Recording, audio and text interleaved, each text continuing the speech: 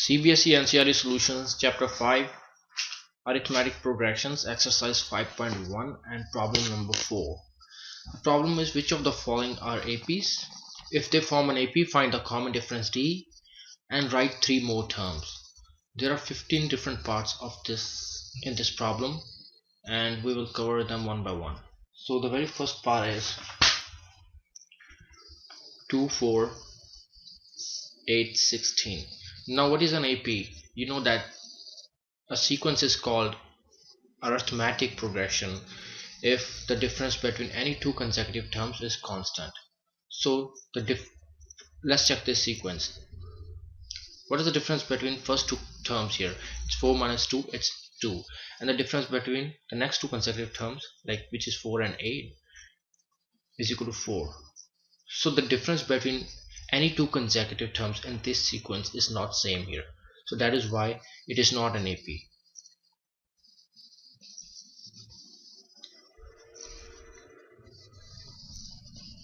The second problem is 2, 5 divided by 2, 3 and 7 divided by 2. It's the second part and we want to check if it is an AP or not, and we will repeat the same process. We will check the difference between every two consecutive terms here.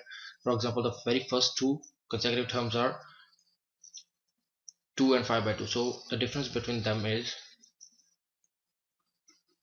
1 by 2, and the difference between the next two consecutive terms is 3 minus 5 by 2, and it's also equal to 6 minus 5 divided by 2 is equal to 1 by 2. So it's coming up same, at least for two times. So let's check this pair now. The next two consecutive terms, the difference between 7 divided by 2 minus 3 is equal to 2 here, 7 minus 6, and it's equal to 1 by 2 again. So the difference between every two consecutive terms here is constant. It always remains same. So that is why it is an AP. So I would say yes, it is an arithmetic progression. It is an AP. So if it is an AP, we need to find next three terms. So the last term that we know is 7 by 2. So we need to find fifth term now. Fifth, sixth and seventh term. So fifth term is equal to fourth term plus common difference, which is D. Fifth term is fourth term is 7 divided by 2 and common difference is 1 by 2. So it is equal to 7 plus 1 is equal to 8 by 2, which is equal to 4 here. And sixth term is equal to fifth term plus D, and fifth term is coming up 4 and common difference is always same, which is 1 by 2, and it's equal to 2 here. 8 plus 1 equal to 9 divided by 2, and seventh term is equal to sixth term plus D equal to sixth term is coming up 9 by 2 and D is equal to 1 by 2, and 2 is the LCM here, and 9 plus 1 is equal to 10 divided by 2 is equal to 5. So next three terms are 8 by 2, which are 4, and 9 by 2 and 5. These are the next terms of this given AP in part number 2. Now we can move to part number 3. The next part is minus 1.2, minus 3.2, minus 5.2 and minus 7.2 and so on. Now we want to check that if it is an AP or not. So we will repeat the same process. We will check the difference between every two consecutive terms. For example, check the difference between these two terms. It is minus 3.2 minus 1.2. I'm subtracting this term from this term, and it is equal to minus 3.2 plus 1.2, and it's equal to minus 2. And let's check the difference between these two consecutive terms, and it's minus 5.2 minus 3.2 is equal to minus 5.2 plus 3.2 is equal to minus 2 again. And when you will subtract this from this, you will again get minus 2 here. So minus 7.2 plus 5.2, and it's equal to minus 2 again. So the difference between every two consecutive terms is constant here. That's why it is an AP. So answer is yes, it's an AP. So now it's an AP. We need to find the next three terms. So fifth term, because we know the four terms already, the fifth term would be equal to fourth term plus common difference. Fourth term is given to us, it's minus 7.2. Minus 7.2 and common difference is minus 2. So it's equal to minus 9.2. Similarly, sixth term is equal to fifth term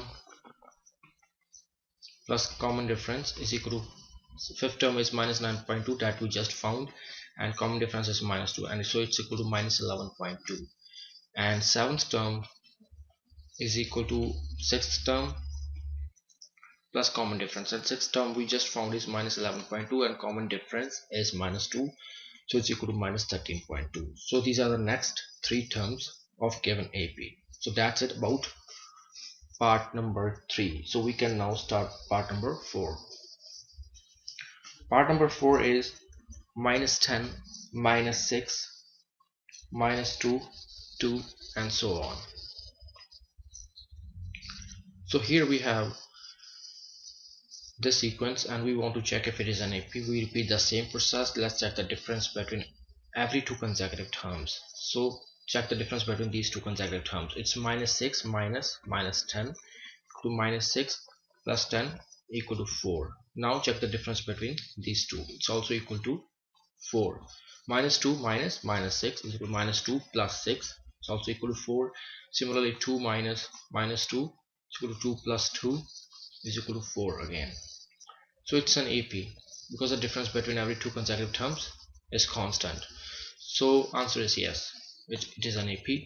So now we need to find the next three terms, fifth, sixth, and seventh, because we already know four terms. Fifth term is equal to fourth term plus common difference. Fourth term we have here is 2 and common difference is 4. So next term is 6, and sixth term is equal to fifth term plus D is equal to 6 plus 4 equal to 10, and seventh term here is equal to sixth term plus common difference. Sixth term is 10 here and common difference is 4, so it's equal to 14 here. So that's it about part number 4. Now we can continue part number 5. Part number 5 is 3 plus square root of 2 comma 3 plus 2 square root of 2 and 3 plus 3 square root 2. We are again given four terms and we want to find if it is an arithmetic progression or not. So let's check the difference between every two consecutive terms. Let's check for these two. 3 plus square root of 2 minus 3 is equal to square root of 2. Now the difference between these two terms can be checked. So it's equal to 3 plus 2 square root of 2 minus 3 plus square root of 2, and it's equal to 3 plus 2 square root of 2 minus 3 minus square root of 2. So this 3 and 3 gets cancelled, and 2 square root 2 minus square root of 2 is equal to square root of 2. And now we need to check common difference between these two terms.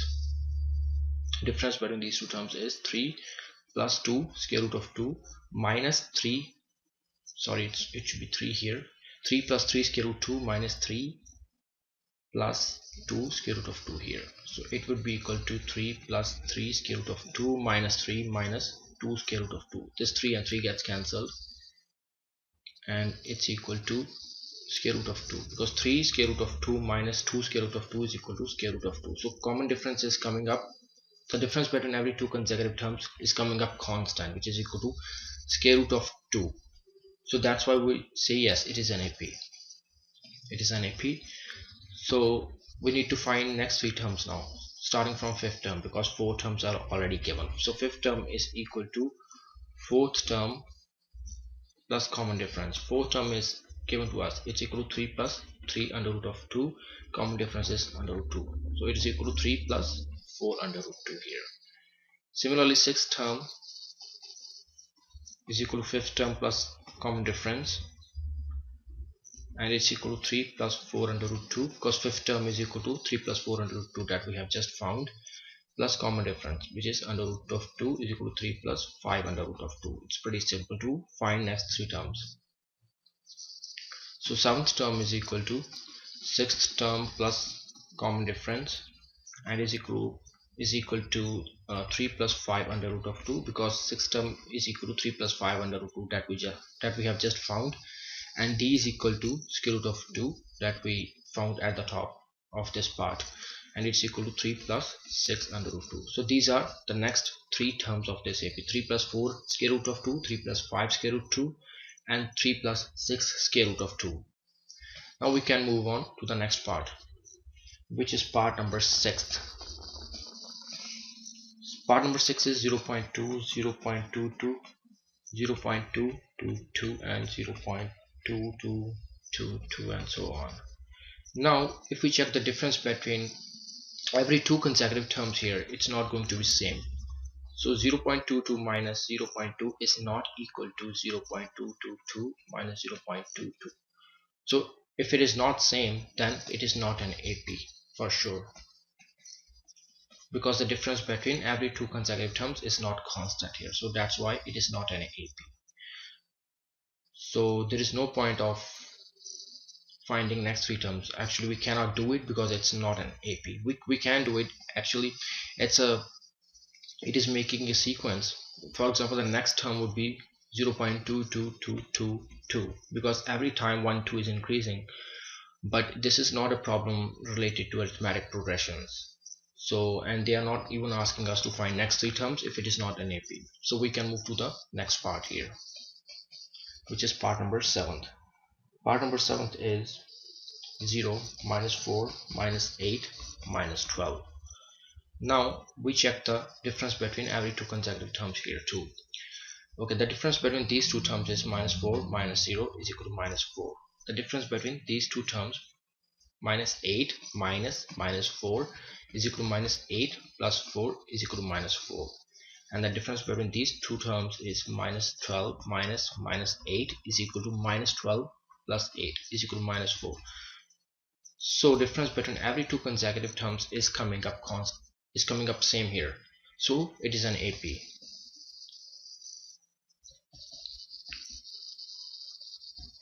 So now we need to find the next three terms. So we already given four terms. The fifth term would be equal to fourth term plus d. So fourth term here is minus 12 and common difference is minus 4. So fifth term would be equal to minus 16. Similarly, sixth term is equal to fifth term plus common difference, and it's equal to fifth term we have just found is minus 16 and d is minus 4, so it would be minus 20. And seventh term would be equal to sixth term plus common difference is equal to minus 20, because sixth term is minus 20 that we have just found, and common difference is minus 4, that is equal to minus 24. So the next three terms of this sequence are minus 16, minus 20, and minus 24. Now we can move to the next part, which is eighth part. Eighth part is minus 1 by 2, minus 1 by 2, minus 1 by 2, minus 1 by 2. Here the difference between every two consecutive terms is 0. So it also remains same. So common difference here is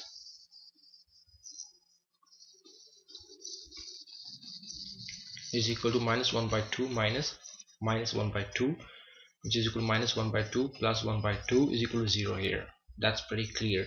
So the difference between every two consecutive terms here in this part is also constant. It always remains 0. So that is why it is also an AP with common difference equal to 0.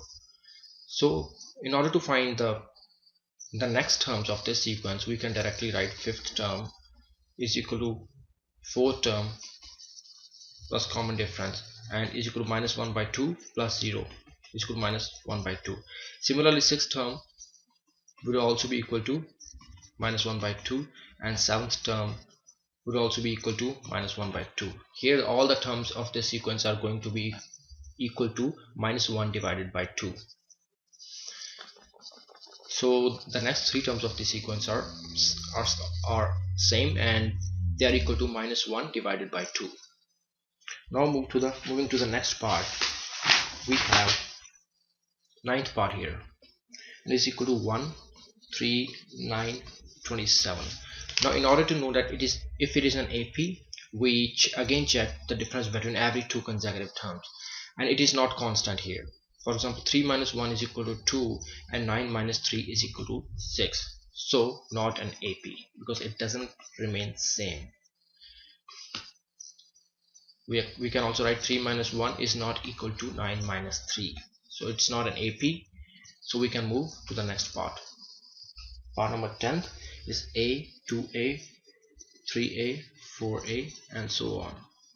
Here the difference between every two consecutive terms is constant.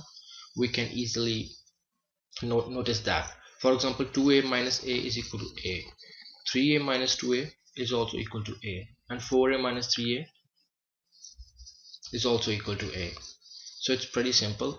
And so we can directly write fifth term would be equal to 5A. Sixth term would be equal to 6A. And seventh term is equal to 7A. So these are the next three terms of this sequence, and yes, it is an AP.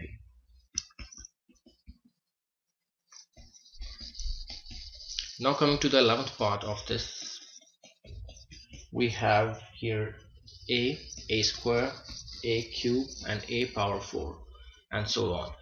Now we check the consecutive difference between every two consecutive terms again, and it's not constant in this case too. For example, a square minus a is not equal to a cube minus a square. So if it is not equal, that is why it is not an AP.